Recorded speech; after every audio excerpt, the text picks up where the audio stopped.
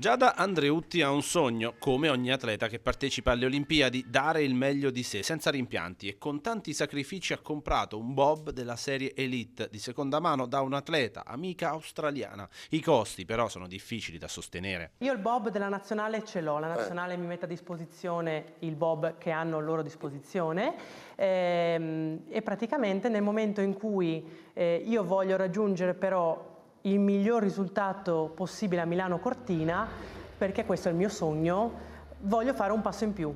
È proprio una scelta che io ho deciso di fare un passo in avanti nella mia carriera, ho deciso di investire tutti i miei risparmi perché li ho finiti tutti e ho anche chiesto un piccolo prestito per riuscire a comprare questo bob che una collega avversaria australiana vende proprio per comprarsene uno nuovo.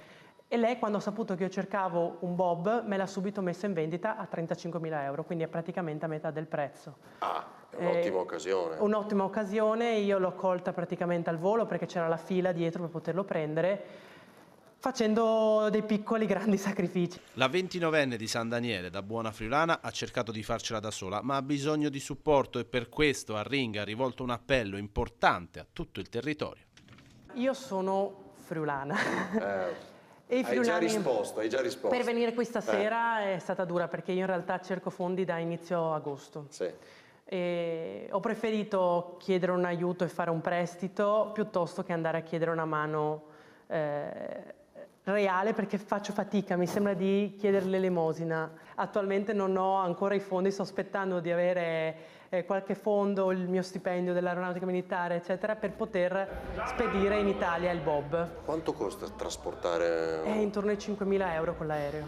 Sto cercando qualche azienda che mi dia una mano in questo o comunque qualcuno che abbia piacere di sponsorizzarmi e seguirmi nel corso del mio viaggio verso Milano Cortina. Io voglio andare alle Olimpiadi con il miglior bob disponibile invece, perché il sogno di ogni atleta è fare le Olimpiadi. Alla pari almeno, no? Alla pari degli altri, certo. Esatto, il sogno dei sogni è le Olimpiadi in casa. Quando io penso a Milano Cortina non voglio avere nessun tipo di rimpianto.